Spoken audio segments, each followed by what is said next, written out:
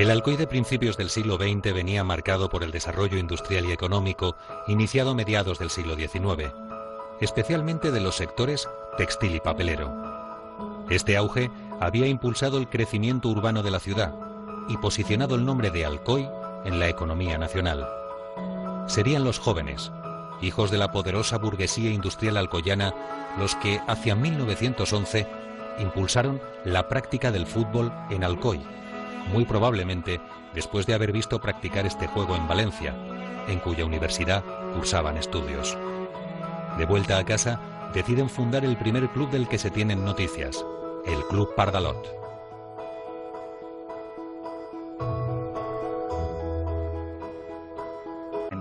El Petronio y Melancólico, surgidos tras la desaparición del Pardalot, fueron desde sus inicios dos equipos rivales. El primero representaba la distinción y la elegancia, mientras que el segundo era culto y romántico, cualidades que trataban de imponer sobre el otro en el terreno de juego. Paralelamente, poco a poco, empiezan a surgir otros equipos de fútbol a lo largo de cada barrio de la ciudad. En torno a 1920, la clase media alta de Alcoy había conseguido popularizar este deporte, que además se vio reforzado por los éxitos nacionales del fútbol. Aunque cualquier explanada era buena para darle al balón, pronto se sintió la necesidad de tener espacios más o menos amplios para convertirlos en campo de fútbol. En pocos años, la proliferación de nuevos equipos de fútbol fue espectacular, pero si hubo un equipo que supondría un antes y un después en la historia del fútbol local, ese fue el Alcodiam Deportivo. Vestía camiseta azul y granate, muy probablemente influenciado por el Barcelona, y se formó con jugadores de aquellos primeros Pardalot, Petronio y Melancólico. En el mundo del deporte de esa época había un nombre propio que jugaría un papel decisivo en la creación del Alcodiam, el del industrial y destacado deportista Francisco Laporta. Siendo nombrado presidente del nuevo club, cedió gratuitamente unos terrenos para la instalación de un campo de juego y una vez constituido legalmente el Alcodiam, emite acciones para emprender las obras de creación de un campo de fútbol, pero que a la vez permitiera la práctica de otros deportes, como el tenis o el hockey. Nacía así el Campo del Collao.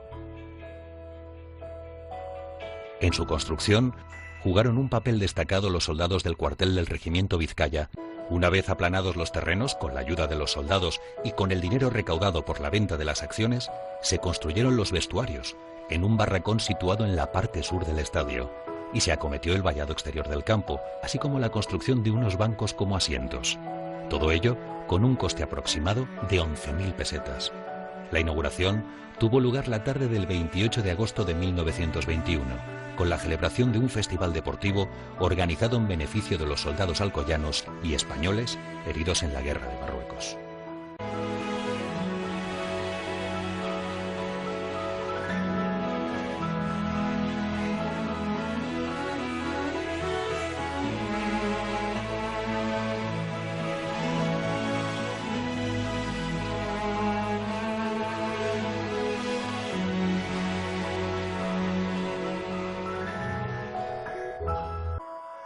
En octubre del 28, dirigentes de la sección de fútbol del Boxing deciden crear una selección local que represente a la ciudad en los torneos regionales. Para ello, realizan una selección de los mejores jugadores y los unen bajo un único club y colores. Nacía el Club Deportivo Alcoyano. Con una selección de jugadores locales del Levante, Racing, Sporting y Unión, se forma la primera plantilla del Alcoyano, dirigidos por el teniente de infantería Florentino Moya y con Juan Agudo Garat como preparador físico. Caín Pérez se convierte en el primer presidente del club. El primer equipaje constaba de camiseta a rayas azules y blancas y pantalón azul, posiblemente influenciados por el equipaje del Hércules alicantino, pero al poco tiempo, y para diferenciarse de este, se invirtió el color de las franjas. Por aquel entonces el collao también se utilizaba para la práctica de otros deportes como el hockey, por lo que el nuevo club decidió solicitar a Laporta el uso del campo en exclusiva. El alcoyano comenzó a participar de manera oficial en competiciones deportivas el 11 de septiembre de 1929, cuando quedó inscrito en la Federación Murciana de Fútbol. Años 30. El fútbol empieza a popularizarse en España tras la disputa de las primeras ligas nacionales y Alcoy no es una excepción. Tras 4 temporadas en la Federación Murciana, los responsables del nuevo club llevan a cabo los trámites pertinentes para formalizar su inscripción en la Federación Valenciana de Fútbol. Durante los primeros años 30, el equipo parece navegar viento en popa, guiado por el entrenador Ángel Pérez Soler.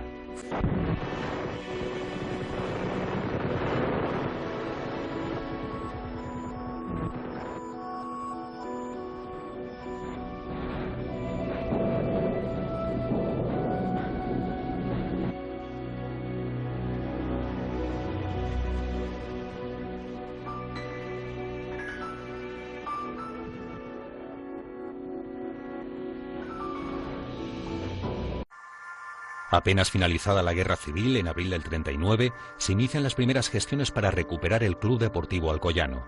La presidencia es asumida por Camilo Gisbert Casanova y se empieza a preparar a los jugadores con la finalidad de que pudieran participar en las competiciones oficiales que se estaban organizando en la Federación Valenciana de Fútbol. Arrancaban los difíciles años de la posguerra, con una España sumida en la más mísera pobreza y con una sociedad abatida. No obstante, la fractura social que había dejado la Guerra Civil parecía no percibirse en los equipos de fútbol. De los duros años de la posguerra también quedaron muchas anécdotas en el recuerdo de aquellos jugadores.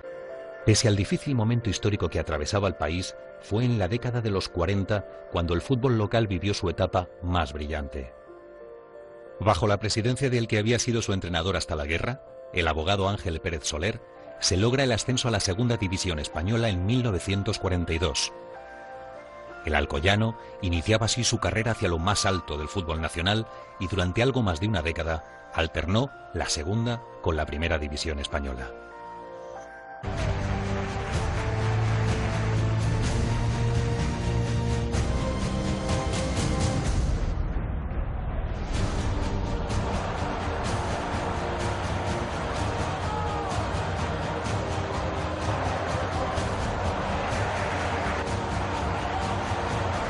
En esta época surgieron una serie de jugadores locales y forasteros que ofrecieron al fútbol local el mejor de los espectáculos sobre el terreno de juego.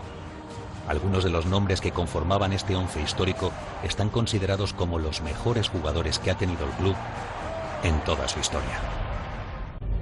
Buena parte de la plantilla de jugadores que se incorporaron durante la década de los 40 al Alcoyano venía del equipo filial, el Club Serpis, que había conseguido la hazaña de ganar el Campeonato de España de Aficionados. Uno de los integrantes de esta plantilla fue José Luis Pérez Payá, hijo del hasta entonces presidente Ángel Pérez, quien llegaría a ser internacional y campeón de Europa en 2 ocasiones con el Real Madrid. Ya retirado como jugador, ostentó la presidencia de la Federación Española de Fútbol. Un nombre clave en esta época fue el entrenador Ramón Balaguer, que dirigió el equipo durante 8 temporadas consecutivas y que más tarde volvería como entrenador en otras 3 temporadas entre los años 50 y 54. Todos estos hombres hicieron posible la gesta. En 1945, el alcoyano se proclama campeón de Segunda División y obtiene el primer ascenso a Primera de su historia.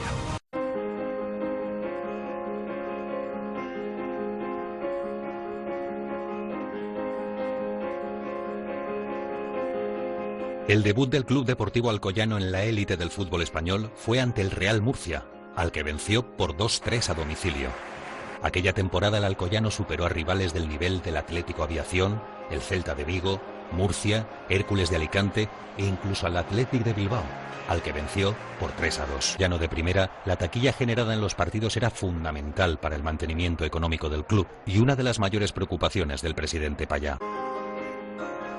Pese al esfuerzo y las ganas de aquellos jugadores, finalizada la temporada, el Club Deportivo Alcoyano quedó en penúltimo lugar, siendo incapaz de mantener la categoría y descendió a Segunda. Pero no habría que esperar mucho tiempo para ver al Alcoyano de nuevo en lo más alto, ya que en la campaña siguiente se vuelve a proclamar campeón de Segunda y recupera la categoría. En la temporada 47-48, el Alcoyano logra la permanencia en la División de Honor por primera y única vez en su historia, alcanzando la gesta de quedar por delante del Real Madrid en la clasificación final de la Liga.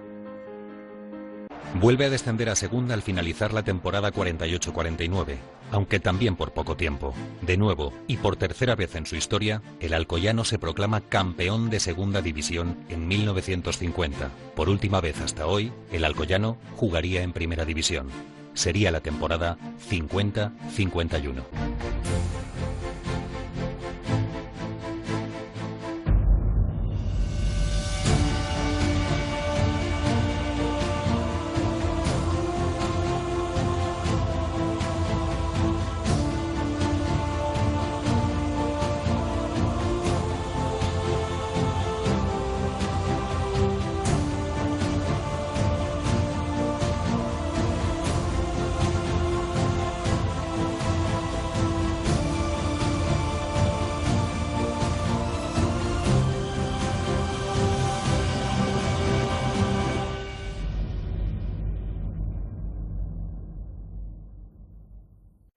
Sus campañas en primera división fueron complicadas, pero la entrega de los jugadores blanquiazules en su lucha por evitar el descenso les dio fama de equipo incansable y combativo.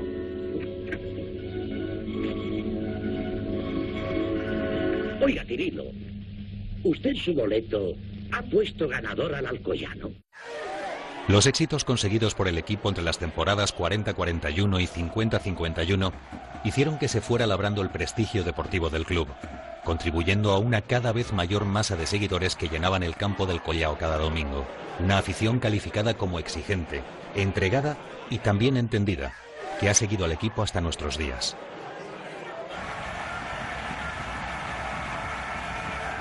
Es a partir de la década de los 70 cuando nacen el mayor número de peñas de seguidores y que se van multiplicando hasta la actualidad. Les Bufandes, Litro y Litro, Frente Batoy, La Menta, las Huestes Blanquiazules, La Mandarina, las peñas de jugadores como la Peña Capone o la última dedicada al entrenador David Porras con motivo del ascenso a segunda división. El Collao ha registrado llenos históricos en momentos decisivos de la trayectoria del equipo, como en los ascensos de categoría. Significativo fue el papel jugado por la afición en el ascenso a Segunda División B en la temporada 2003-2004 y el recibimiento que los alcoyanos brindaron a su equipo a su vuelta a casa. Consciente del valor que suponen los aficionados para un club, a lo largo de su historia se han llevado a cabo iniciativas para incrementar el número de socios, como la llevada a cabo durante la campaña 2008-2009, protagonizada por el campeón del mundo Nico Terol. Hola, soy Nico Terol, soy el número 1230 y soy socio del Club Deportivo Alcoyano. Moral y victoria. Si el Collao ha tenido unos espectadores incondicionales a lo largo de su historia, independientemente de la marcha del club, estos han sido los profesionales de la prensa, siempre presentes para informar de la última hora de su equipo local. La importancia y la profundidad de las relaciones entre los medios locales y el alcoyano se ha visto reflejada en los numerosos espacios y cobertura que se le ha dedicado al club, implicando con ello a miles de seguidores y contribuyendo a crear afición. Los medios de comunicación nos han dejado personajes emblemáticos como el mítico Tomás Gisbert, con sus fresquitas mañanas. Yo pensé que es totalmente lo contrario. La afición ha ido ligada a los altibajos deportivos del equipo. Después de haber alcanzado la gloria de jugar en primera división, su debut en tercera, en 1954, conllevó un paulatino descenso del número de seguidores. Ese año, el club cumplió un cuarto de siglo. Hubo en esta temporada un partido histórico a beneficio del Preventorio Mariola La Asunción, jugando el alcoyano reforzado con futbolistas de primera contra un combinado del Real Madrid y del Atlético de Madrid. Al encuentro asistió el presidente del Real Madrid, Santiago Bernabéu, así como el iniciador de la obra del Preventorio, don Cirilo Tormo. En la temporada 57-58, el equipo retornará fugazmente a segunda, pero desciende de nuevo. A partir de aquí, la trayectoria del alcoyano transcurrirá básicamente en tercera. De aquellos jugadores de los 60, Antonio Paredes se convierte en el más veterano con 9 temporadas defendiendo los colores blanquiazules. Como herencia de los años en la élite del fútbol nacional, el club seguía gozando de un prestigio que quedaba patente en el trato que les dispensaban los equipos a los que se enfrentaban. Junto a Antonio Paredes, los años 60 dejaron nombres como el de Calpe, que llegaría a ser campeón de Europa con el Real Madrid, o el del portero San Félix, o Puchalt, Simonet, Pareja, Monfort, el interior Pepillo o el gran delantero centro que fue Miguel, junto a Lalo o Nicolau, entre otros muchos. 50 años después de su paso por el alcoyano, Para los jugadores de la temporada 60-61, el reencuentro con sus compañeros de alineación en el Collao es especialmente emocionante y les hace rememorar las experiencias vividas con el equipo cuando todos ellos formaban la plantilla del Deportivo. El alcoyano jugará en tercera división buena parte de la década y no será hasta el año 67 cuando, bajo la presidencia de Juan Pérez Zaura, el equipo conseguiría de nuevo estar en segunda por 2 temporadas. La hazaña tuvo lugar tras un histórico partido de vuelta contra el Olot, el 11 de junio, en el que el Collao registró uno de los llenos más grandes de su historia. Uno de los protagonistas de ese encuentro fue Miguel Pascual, quien hasta la fecha está considerado el máximo goleador de la historia del alcoyano, con un total de 118 tantos. El ascenso a segunda devolvió la ilusión a un club que aún recordaba las gestas alcanzadas por el equipo en un pasado no muy lejano, y en su primera temporada incluso consiguió clasificarse para disputar la liguilla de ascenso a primera. Estaba capitaneado desde el banquillo por el valenciano Alfonso Guasp, un hombre que siempre dispensó un cariño especial hacia el alcoyano, club al que acudió tantas veces como se le requirió. El paso del alcoyano en segunda duró poco y una campaña más tarde, en la temporada 68-69, pierde la categoría, retornando a tercera división. Un año antes del descenso motivado por el retorno a segunda, el presidente Pérez Zaura acomete la mayor reforma y ampliación del campo hasta la fecha. Con todo ello, se consiguió aumentar el aforo y dar una mayor fluidez en la circulación de vehículos. Pero esta no era ni la primera ni la última remodelación del campo del Collao. Desde la cesión de terrenos por parte de Francisco Laporta, muchas de las actuaciones de mejora han estado ligadas a los diferentes ascensos del club. Ya en el año 42, y por el ascenso a segunda división, la Federación Española de Fútbol le exigió al club ampliar las medidas reglamentarias y cubrir de césped la totalidad del terreno de juego. El campo pasó a ser propiedad del club el 20 de julio de 1943. Ya en 1947, con el segundo ascenso a primera división, el terreno de juego adquirió definitivamente las medidas que se han mantenido hasta hoy. El campo del Collao también ha sido escenario de incidentes relacionados con el arbitraje y que en algunos casos le costaron su clausura por varios partidos. Conocidos son los casos de Escartín y arbitrajes polémicos, como los acontecidos entre el Alcoyano y el Talavera el 8 de abril de 1984. En la temporada 93-94, el Collao llega a clausurarse por otro desgraciado arbitraje, en un partido contra el Premià. En el capítulo de sucesos, el 30 de mayo de 1973, el Collao es escenario de un accidente sin que hubiera que lamentar daños personales, al derrumbarse el muro de mampostería donde confluía la localidad de lateral con Gol A, el bar y los aseos de esta parte del estadio, lo que conllevó nuevas obras en el campo. Ese mismo año se inauguró la primera iluminación artificial que tuvo el rectángulo de juego, lo que permitía, por primera vez, la celebración de los partidos de fútbol por la noche. Entre los años 76 y 77 se amplía la grada de Gol B, consiguiendo un aumento del aforo de más de 1000 espectadores. Pero a principios de los 90 y en plena crisis económica, el campo vivió uno de sus peores momentos. Las instalaciones presentaban un aspecto muy deteriorado, consecuencia de la situación financiera del club. La solución llegaría en 1995, mediante la intervención del ayuntamiento, pasando el estadio a propiedad municipal y permitiendo acometer nuevas reformas. Ya en la actualidad, el césped del campo ha sido cambiado por primera vez en su historia, siendo un hecho insólito su perdurabilidad.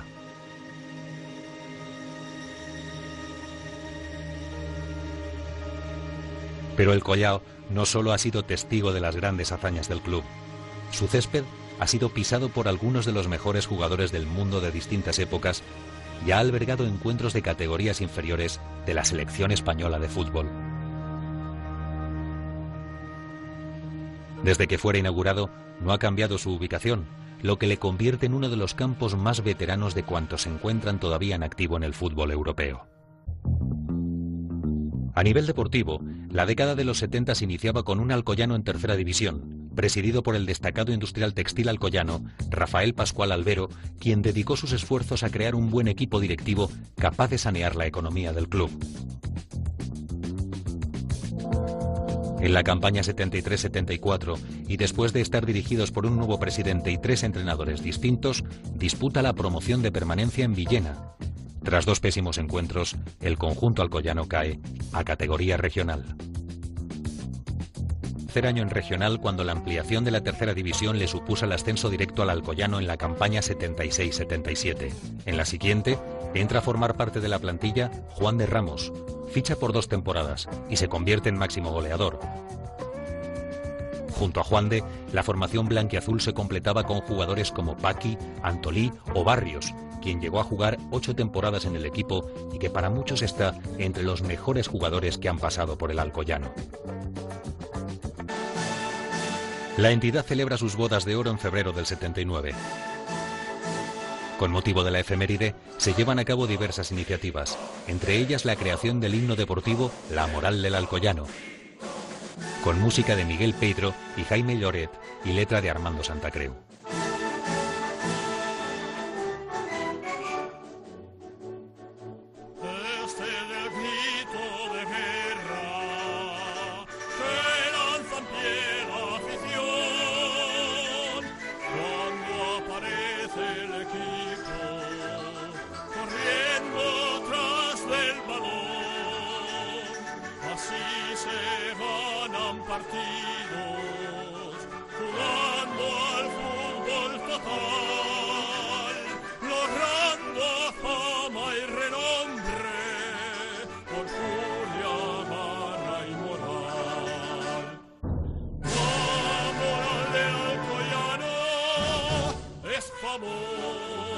En toda España, por experto y veterano, siempre hará buena campaña. La moral de Alcoyano es moral de campeón. Por experto y veterano, cantaremos La efeméride del 50 aniversario llega hasta la Casa Real, siendo el Alcoyano el primer club recibido en audiencia por el rey don Juan Carlos. La década de los 80 fue para el equipo un periodo de estabilidad deportiva, participando en una nueva categoría de reciente creación tras conseguir alcanzarla en 1982, la Segunda División B, que inicialmente estaba formada por 2 grupos.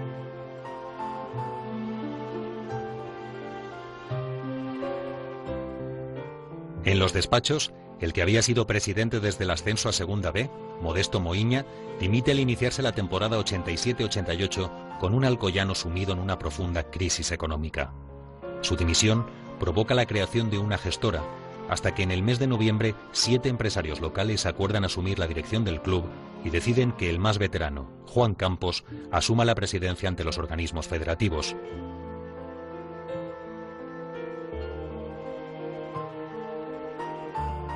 Aquellas tardes de fútbol en los 80, junto a los veteranos Barrios y Paqui, marcaron época nombres como Cuenca, Rivera, Ernesto o el hábil extremo contestano que dejó impronta en el Collao, Ramonet.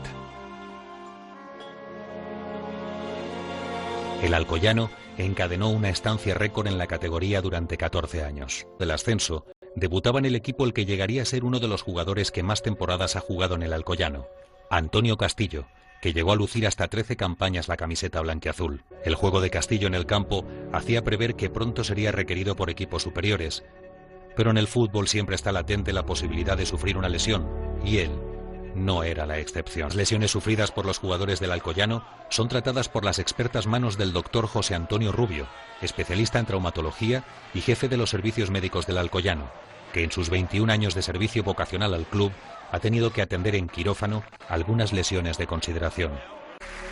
Una de las intervenciones más mediáticas del doctor Rubio sobre el terreno de juego tuvo lugar en el play-off del 2011, cuando atendió de manera decisiva al jugador del Eibar, Alex García, tras desplomarse en el césped. Pero el trabajo de este facultativo va más allá. Desde el 95, Rubio viene elaborando completísimos informes del equipo que trascienden lo médico, para convertirse en una auténtica memoria de cada temporada. En cada uno de estos informes, además, el doctor Rubio dedica un pequeño homenaje a personalidades ligadas con el Club Deportivo Alcoyano. como en el caso de Manolo Cano, emblemático masajista del equipo durante 3 decenios. La década de los 90 se inicia con el presidente más joven hasta la fecha, Agustín Giner. En su primera campaña, el alcoyano se convierte en el máximo goleador del fútbol nacional en todas sus divisiones superiores, con 35 goles en 17 partidos, y se clasifica para disputar el play-off, aunque sin ascenso. La buena marcha deportiva del equipo nada tenía que ver con la situación económica del club, cuyo déficit superaba los 20 millones de pesetas. El estado económico del club empieza a generar retrasos en los pagos a los sueldos de los jugadores. A la noticia del déficit se sumó el embargo del campo del Collao, cuyo anuncio produjo una verdadera conmoción entre socios y aficionados. Y si eran pocos los problemas, el 10 de septiembre la Tesorería de la Seguridad Social dicta un nuevo embargo por unas deudas acumuladas de más de 3 millones de pesetas. Tras la dimisión de Giner, una gestora pasa a ocupar la presidencia hasta 1995. Ante la dramática situación, interviene el gobierno local del alcalde José Sanus, proponiendo la conversión del club en sociedad anónima, medida que es aprobada por los socios el 9 de marzo del 92. Con la esperanza de cubrir los 20 millones de pesetas necesarios, al esfuerzo se suman empresarios y profesionales locales. Esta medida soluciona las deudas del club a corto plazo, si bien posteriormente, y en el marco de una crisis económica general, vuelven los números rojos a las arcas alcoyanistas. En lo deportivo, a Juan Muñoz le sustituye Juan de Ramos, quien tras su paso por el Alcoyano iniciaría una meteórica carrera profesional que le llevaría a conquistar 5 copas con el Sevilla en 2 temporadas, incluyendo 2 copas de la UEFA, lo que le avaló para entrenar en la Premier League y llegar posteriormente al banquillo del Real Madrid en diciembre de 2008. 94-95 se iniciaba con una plantilla renovada y con nuevo entrenador, el gallego Luis García, del que como anécdota nos quedan sus entrenamientos amenizados con música. Con él se rozó el play-off de ascenso.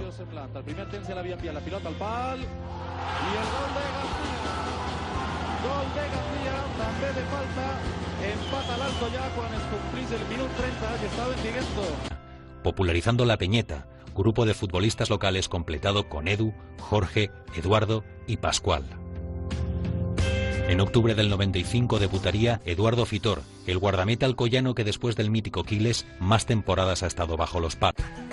La escuela de fútbol del Alcoyano tiene su origen en el mismo año de debut de Eduardo, el 95, siendo entonces presidente Juan Pla.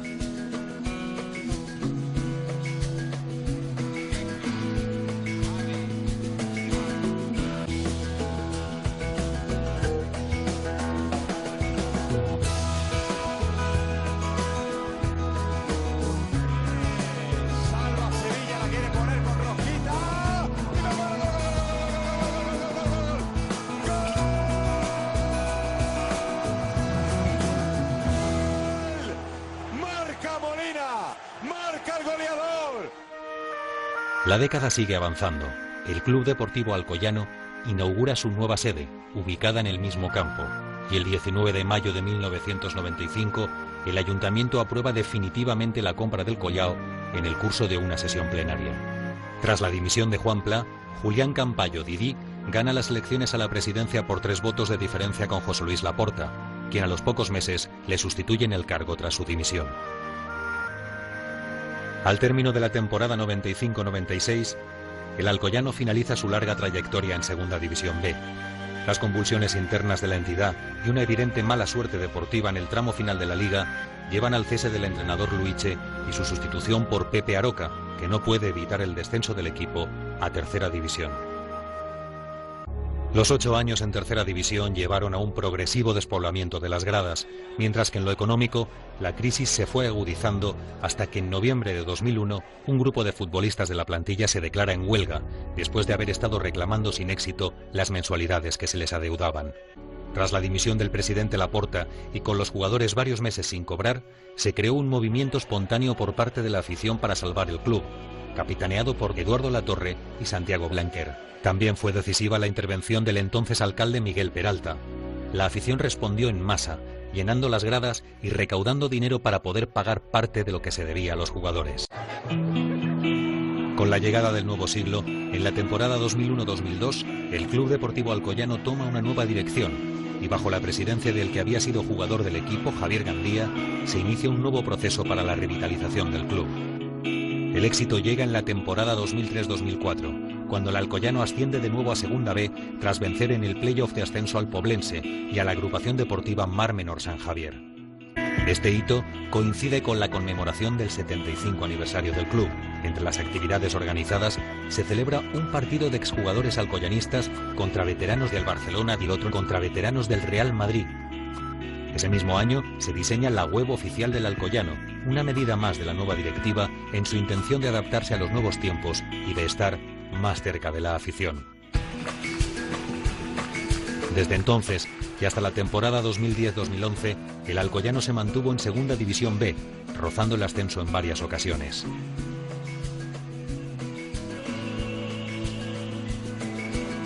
Sería en la temporada 2006-2007, cuando con la llegada del entrenador Juan Ignacio Martínez, el equipo logra la tercera posición y se clasifica para el playoff de ascenso a Segunda División. En la primera ronda contra el Burgos, la ida y la vuelta finalizaron con el 0-0 del marcador y el Alcoyano cayó en la tanda de penaltis. Tras 6 campañas al frente de la entidad, Javier Gandía deja la presidencia y es sustituido en el cargo por Fernando Pérez. En la temporada 2008-2009, el Alcoyano vuelve a rozar el ascenso al clasificarse para el playoff como primero de grupo.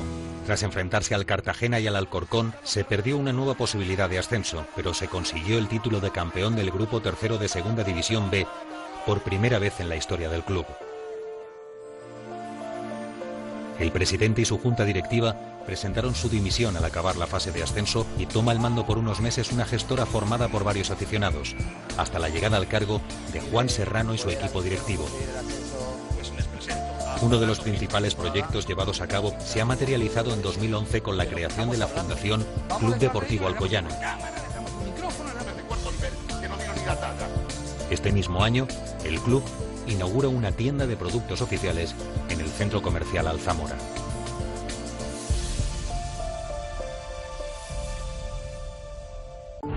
Después de varios playoffs fallidos, en la temporada 2010-2011 se hizo realidad el sueño.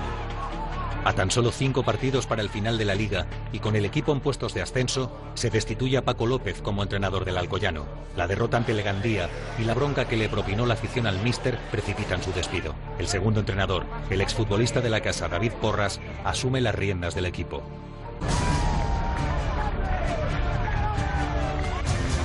En la temporada 2010-2011, el Alcoyano disputa el playoff de ascenso. La primera eliminatoria le lleva a enfrentarse al Real Madrid Castilla en el Santiago Bernabéu, encuentro que gana por 0-2. En el Collao, el partido acabó con 2-2 y le valió el pase a la siguiente eliminatoria para el Alcoyano. En la siguiente eliminatoria, acabó eliminando al Eibar con un 0-0 en casa y un 1-1 fuera. Y accedió a la final.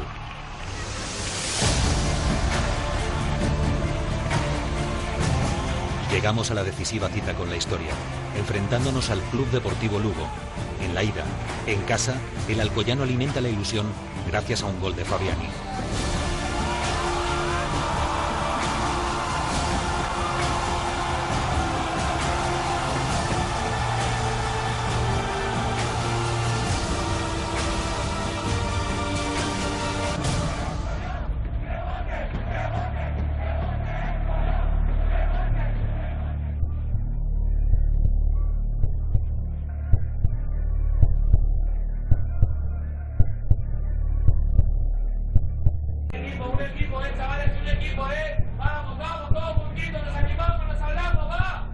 El destino del mítico Alcoyano viaja hasta Lugo, donde la calurosa tarde del 26 de junio enfrenta el encuentro decisivo para conseguir el ascenso.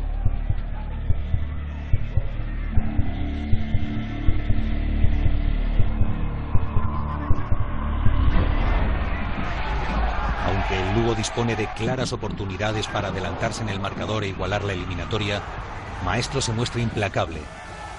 Y finalmente César Remón anota el gol que certificaba el ascenso blanquiazul.